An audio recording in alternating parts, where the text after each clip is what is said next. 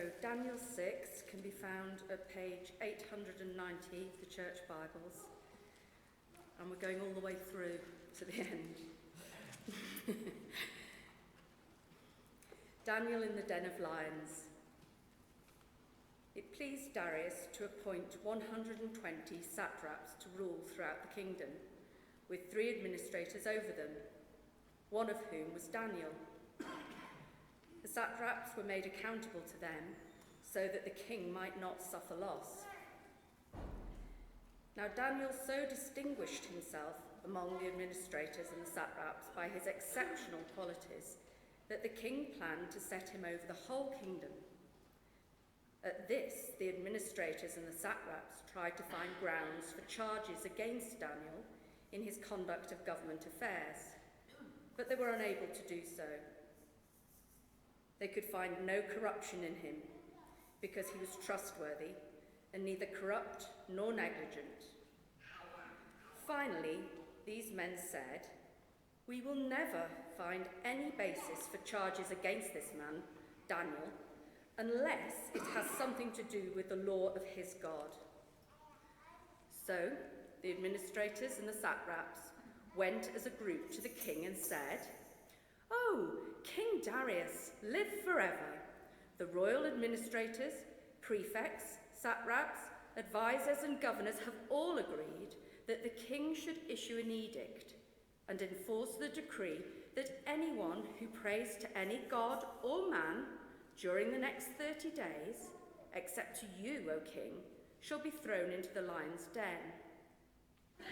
Now, O king, issue the decree and put it in writing so that it cannot be altered, in accordance with the laws of the Medes and Persians, which cannot be repealed." So King Darius put the decree in writing. Now, when Daniel learned that the decree had been published, he went home to his upstairs room, where the windows opened towards Jerusalem. 3 times a day, he got down on his knees and prayed, giving thanks to his God, just as he had done before. Then these men went as a group and found Daniel praying and asking God for help. So they went to the king and spoke to him about his royal decree. "Did you not publish a decree that during the next 30 days, anyone who prays to any god or man except to you, O king, would be thrown into the lion's den?" The king answered, "The decree stands in accordance with the laws of the Medes and Persians and cannot be repealed." Then they said to the king, "Daniel, who is one of the exiles from Judah, pays no attention to you, O king, for to the decree you put in writing. He still prays 3 times a day." When the king heard this, he was greatly distressed. He was determined to rescue Daniel and made every effort until sundown to save him. Then the men went as a group to the king and said to him, "Remember, O king, that according to the law of the Medes and Persians, no decree or edict that the king issues can be changed." So the king gave the order, and they brought Daniel and threw him into the lion's den. The king said to Daniel, "May your God, whom you serve continually, rescue you." A stone was brought and placed over the mouth of the den, and the king sealed it with his own signet ring and with the rings of his nobles, so that Daniel's situation might not be changed. Then the king returned to his palace and spent the night without eating and without any entertainment being brought to him. And he could not sleep. At the first light of dawn, the king got up and hurried to the lion's den. When he came near the den, he called to Daniel in an anguished voice, "Daniel, servant of the living God, has your God, whom you serve continually, been able to rescue you from the lions?" Daniel answered, "O king, live forever. My God sent his angel, and he shut the mouths of the lions. They have not hurt me, because I was found innocent in his sight, nor have I ever done any wrong before you, O king." The king was overjoyed and gave orders to lift Daniel out of the den. And when Daniel was lifted from the den, no wound was found on him, because he had trusted in his God. At the king's command, the men who had falsely accused Daniel were brought in and thrown into the lion's den, along with their wives and children. And before they reached the floor of the den, the lions overpowered them and crushed all their bones. Then King Darius wrote to all the peoples, nations, and men of every language throughout the land. "May you prosper greatly. I issue a decree that in every part of my kingdom, people must fear and reverence the God of Daniel. For he is the living God, and he endures forever. His kingdom will not be destroyed. His dominion will never end. He rescues and he saves. He performs signs and wonders in the heavens and on the earth. He has rescued Daniel from the power of the lions." So Daniel prospered during the reign of Darius and the reign of Cyrus the Persian. This is the word of God.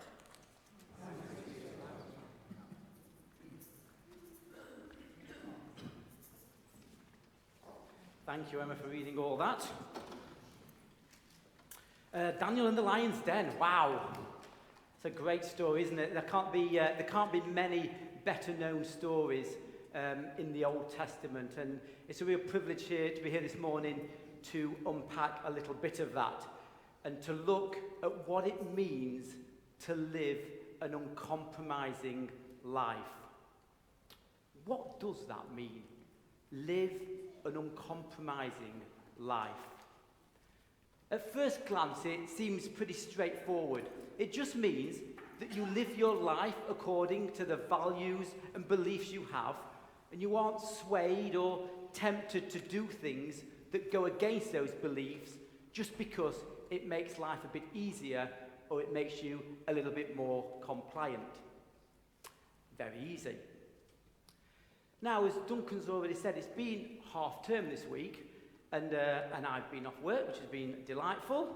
And earlier in the week, we went over to Sheffield and had a wonderful time in Sheffield. Any Arsenal fans in? No? Good. But as we arrived in Sheffield, the usual scene unfolded. We got there, we went to my parents, we got the bags out, we got the suitcases out, we started flinging the clothes out, and the question came, did anybody put the toothbrushes in? And for the 17th time running, everybody forgot to put the toothbrushes in. I blame the kids. The kids are now old enough to put my toothbrush in, to be honest. But this is easily rectified, isn't it? Forgetting a toothbrush, easily rectified. All you have to do, pop down to the supermarket, and there you go. You can buy yourself a new toothbrush. Apart from, several months ago, we as a family agreed that we wouldn't use any more single-use plastics. We would try and get rid of that entirely.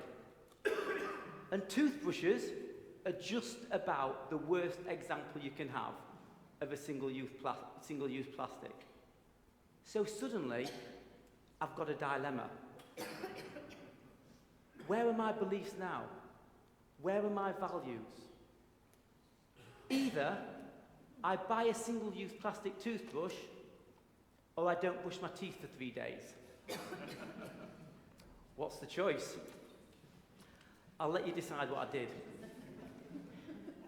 Suddenly, living an uncompromising life doesn't seem quite as straightforward, does it? And that's just about single-use plastics. It's okay to compromise, I tell myself. I'll use just fewer single-use plastics.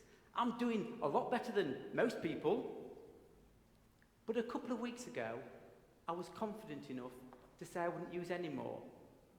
But now, maybe I'm just comfortable to use a few when it's convenient for me. It's not a case of living uncompromisingly. It's more a case of rationalising the compromises that we make. But what about our other beliefs and values? So the first question, how confident are we in the beliefs and values that we hold? It begs a really important question.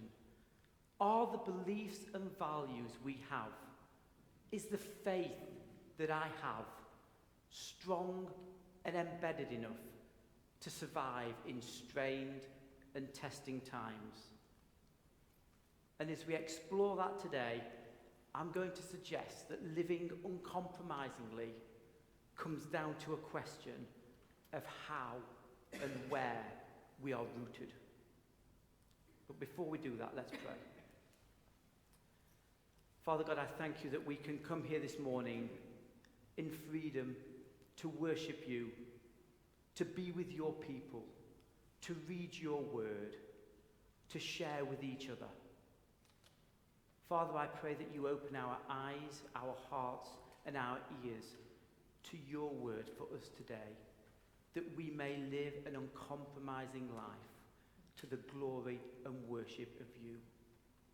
In Jesus' name we ask this. Amen. Amen. So where we're rooted. Where we're rooted is important because I don't need to tell you we live in an almighty, complex and complicated world. If you just think about how society operates, think about it for a minute. It's just massively complicated, and we all need to compromise somewhere along the line just to survive with 65 billion people on this island. But bring it back down to a personal level. Confusion, complexity, complications in our relationships, in our families, in our marriages, in our parenting, in our friendships.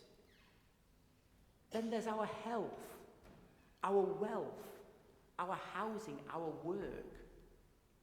Each of these bring pressures and questions that often there's no seemingly right or wrong answer.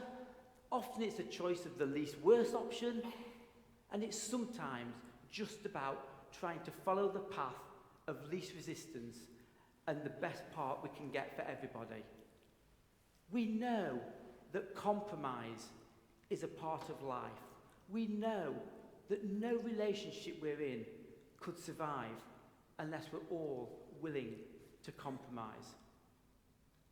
So the second question, how does living an uncompromising life actually relate to the real world that we're in? Well, I think an exploration of that first question helps us lead towards an answer to the second. And I think it's time we turn to Daniel. You might want to follow this with us. There's a lot in Daniel 6, but we're going to look throughout Daniel, elsewhere in Daniel as well. But throughout the first 6 chapters of Daniel, I encourage you to go and read those at some point this week. We read about a character who nurtured, who cared for, who was unwilling to compromise on the roots which held him firm and the roots which gave him sustenance. And looking at the life of Daniel, I'm going to suggest 3 roots that he was unwilling to compromise on. The first one is holiness. Daniel understood and valued that which was holy. Something is holy if it is dedicated and consecrated to God. These can be objects, these can be words, these can be a time and a space and a place. This space is holy. This space is dedicated to God, and I am going to keep that holy. When Daniel found something holy, he did not compromise on it. The very opening of the book of Daniel which Norman unpacked a bit last week. It's still online. If you weren't able to listen to Norman's sermon about the beginning of Daniel, it's fantastic. You should go on and listen to this. But Daniel, if you remember, the very opening of Daniel is him in Jerusalem, and the invasion came. King Nebuchadnezzar invaded Jerusalem and moved Daniel into exile in Babylonia. But this is the very opening of the book of Daniel. In the 3rd year of the reign of Jeroboam, king of Judah, Nebuchadnezzar, king of Babylon, came to Jerusalem and besieged it. And the Lord delivered Jeroboam, king of Judah, into his hands, along with some of the articles from the temple of God. These he carried off to the temple of his God in Babylonia and put in the treasure house of his God. Right at the beginning of the book, Daniel is talking about things that are holy, objects that he's recognized as being holy and sacred. Those were put apart for the glory of God. They'd been made by craftsmen who, like Daniel, loved God. And if you read on in Daniel, we get to chapter 5, where these very same goblets, even though they were no longer in the temple, even though they were in exile, were still regarded as holy to Daniel. Those goblets were used by the next king in a feast. And that feast, you can read it for yourself in chapter 5, that feast did not end well for the king.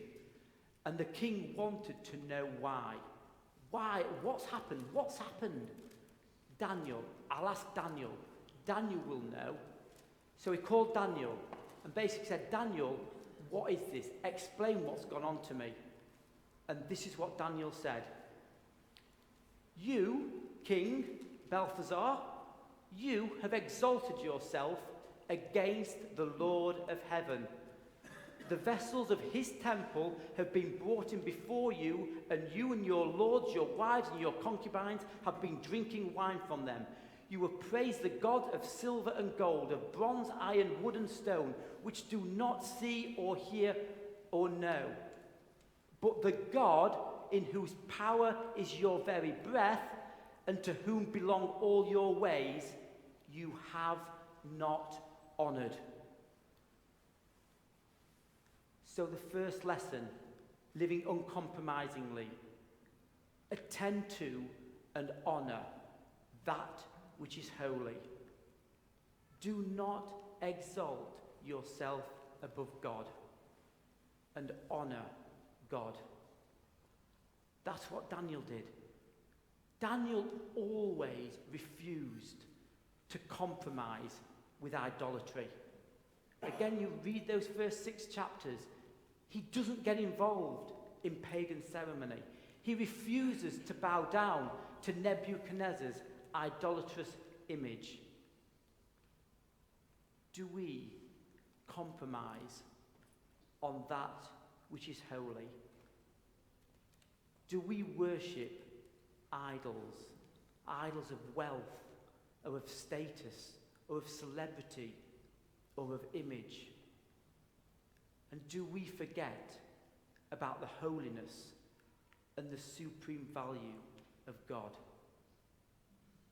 So that's his first root. That's the first place Daniel rooted himself, in the holiness of God. The second place is about prayerfulness and life habits.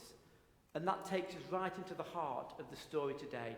Daniel refused to compromise when a pagan monarch banned the worship of God.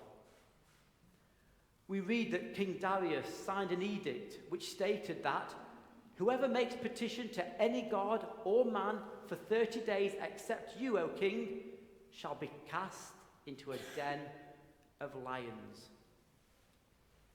How did Daniel respond to that? As soon as he knew, verse 10, as soon as he knew that the decree had been published, he went home to his upstairs room where the windows opened towards Jerusalem. 3 times a day he got down on his knees and prayed. That's important. as soon as he knew. There was no debating. There was no weighing up the situation. There was no holding back to see how things panned out. There was no hanging around to see how other people might have responded to that. He went straight away. He knelt and he prayed. And why did he do that? I'm going to suggest 3 reasons he did that. First, it was a habit. It was part of the rhythms of his life. It was a natural and a spontaneous reaction built on the values and the roots that he lived by every day. Regular prayer was a non-negotiable part of his expression of faith, and he would do it whether there's a law or there's not a law. But second, that habit brought familiarity with God. That habit had seen his relationship with God grow and blossom and become the most sustaining, powerful, and comforting presence of his life. He lived for and he loved the Lord of Lords and the King of Kings. And whatever life threw at him, he knew that he was better facing it alongside and in the presence of God. And the third reason he did it, because praying and honouring and worshipping his God was more important than the consequences that doing it would bring. Daniel's reaction was born out of the edict of who he was, meant that his position, his power, his possessions, his life were on the line. That was the risk. That was the temptation. But Daniel dismissed that in an instant. Just reflect what a courageous and unbelievable act that was of Daniel. And when I reflect on that, I think what is remarkable is it says such a lot about what Daniel was willing to compromise. We talk about Daniel living an uncompromising life, but there's a long list of things he was willing to compromise on. Here's a few. His health, his wealth, his status, his possessions, his job, his salary, his house, his relationship with colleagues, his family life, his pension, his food, his freedom, and ultimately, his life. In fact, it's probably the list of all the things that we often say that we are unwilling to compromise on. That makes me think. How do we comprehend that in simple terms? Well, here's a thought. Again and again, we see that Daniel lived in Babylon. He served the kings of Babylon. He served them with distinction. But the secret of his integrity and his faithfulness is that although he lived in Babylon, he did not live for Babylon. Daniel lived for a different city. And that city was Jerusalem, the city of God, the place where God lived. Daniel lived for Jerusalem and all that it stood for. What city do we live for? So that's his second route. Holiness, prayerfulness. And the third thing that he was rooted in was his unwillingness to compromise on the friendships and the influences that he had around him. As he came to Babylon in exile, he came with 3 friends from Jerusalem. He was not alone. He had those friends. Those friends had been friends of his when he was a boy. He studied with them. He served with them in Babylon. Daniel could have easily chosen to ditch his childhood friends. He could have easily chosen, once he was in Babylon, to go out and find a new crowd. He could have just literally just drifted apart, like many friendships do in our lives. But he didn't. He made every effort to build on those friendships with those three friends. And you can read all about those three friends in the chapters before the one we read today. Daniel did none of this alone. He deliberately decided to stay rooted in the friendships and the relationships which he knew would support him, which he knew would support his life, his prayerfulness, and his walk with God. He was uncompromising in terms of who he gave permission to speak with authority into his life. And how many of us protect and nurture our closest relationships with the same uncompromising vigour?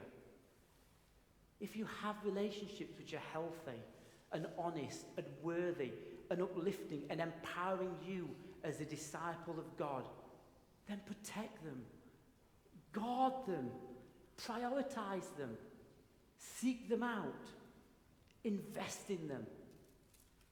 Say no to other things that get in the way of those relationships. Like Daniel, be uncompromising when it comes to those things that influence you. So there we have 3 roots of Daniel living an uncompromising life. And I was thinking of this as I was walking up to church this morning, and I saw the trees, and they look beautiful, don't they, at the moment, with their bronze leaves. And I was thinking of the roots, and we see the tree. We see the tree that is subject to all sorts of things. It's subject to the weather, to the wind, to the atmosphere, to kids climbing its branches, to tree surgeons lopping off the branches. That's the culture that we live in. That's like us in our culture. We're subject to all these things. But the roots are untouchable. The roots are the trees. The roots remain. The roots are the things that keep the tree healthy. We have to work out what that means on Monday morning. We often finish, don't we, by saying, what does all this mean for us tomorrow morning? And I'm just going to spend a little bit of time thinking about what all this means for us in the week ahead. And it won't have escaped your attention that in the week ahead we have the date of the 31st of October. It's a date that has been bandied around for months now, and it's not very far away. And before I say anything else, I need to say this really clearly, that Daniel was not written with Brexit in mind. Hard that is for us to believe. And I also need to say that despite the baggage that we all have and the opinions that we all carry, me included, that if we read Daniel with some grace and with some love, it may help us understand what's happening and what may be happening over the next few weeks and the next few months.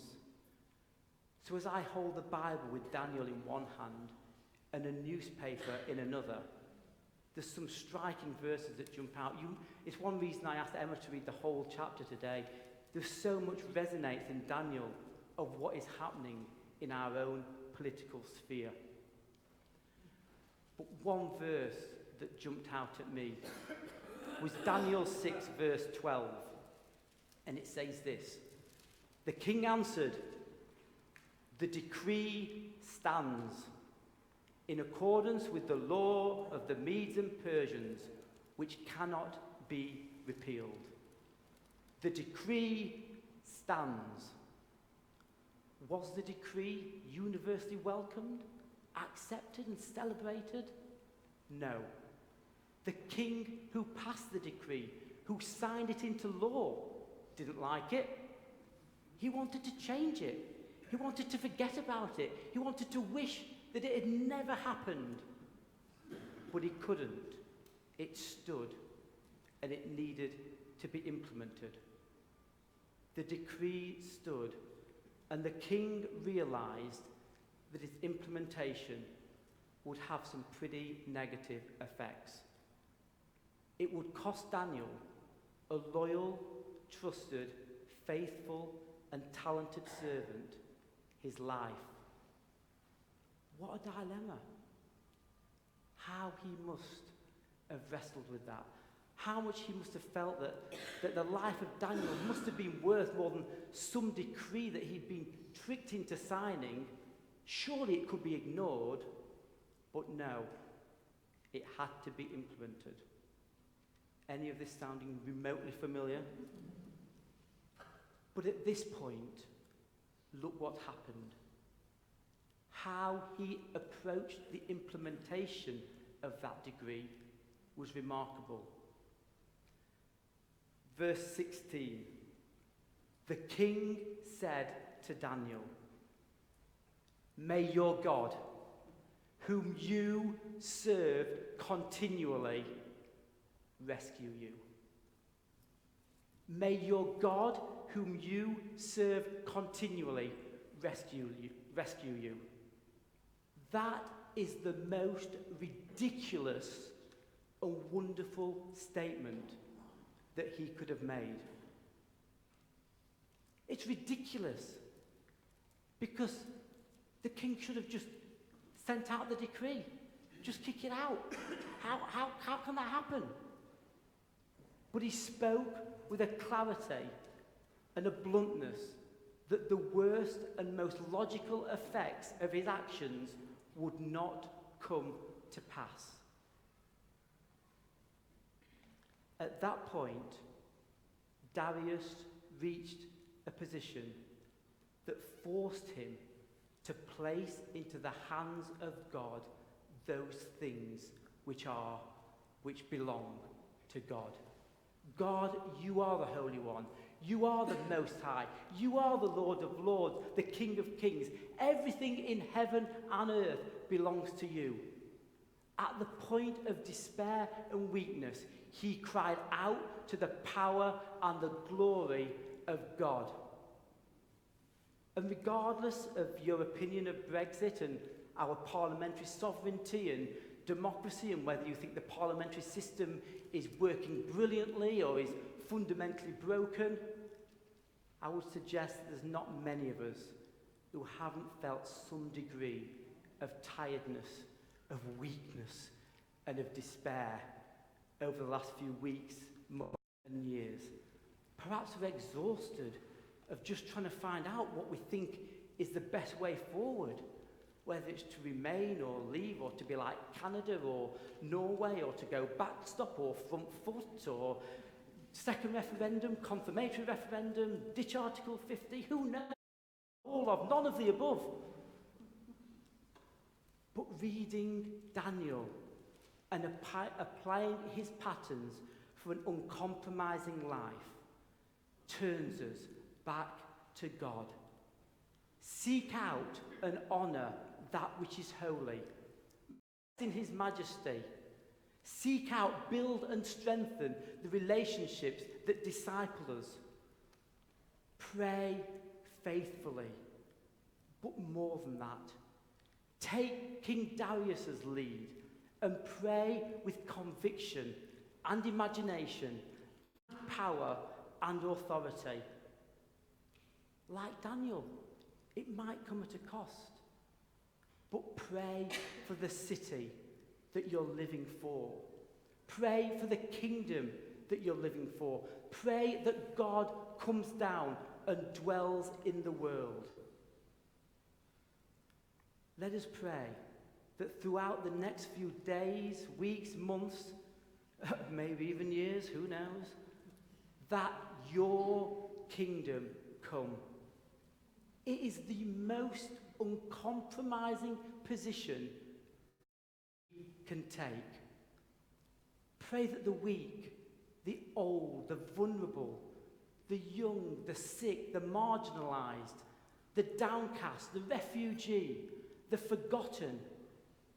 Pray that they're not ignored and they don't feel isolated and lonely and confused by the whole process. And I pray that the families, communities, neighbourhoods, workplaces, churches, friendship groups that have been broken and split and tested and strained during these last few years are healed and are mended and are given a new hope, a new love, a new grace, a new compassion, and that a renewed longing and togetherness flows through our streets. And I pray that through all this, God shows up so that in the end, we can all pray like King Darius did when he saw God at work in Daniel's life. He prayed, "For he is the living God, and he endures forever. His kingdom will not be destroyed. His dominion will never end. He rescues and he saves. He performs signs and wonders in the heavens and on the earth. He rescues from the power of the lions." Amen.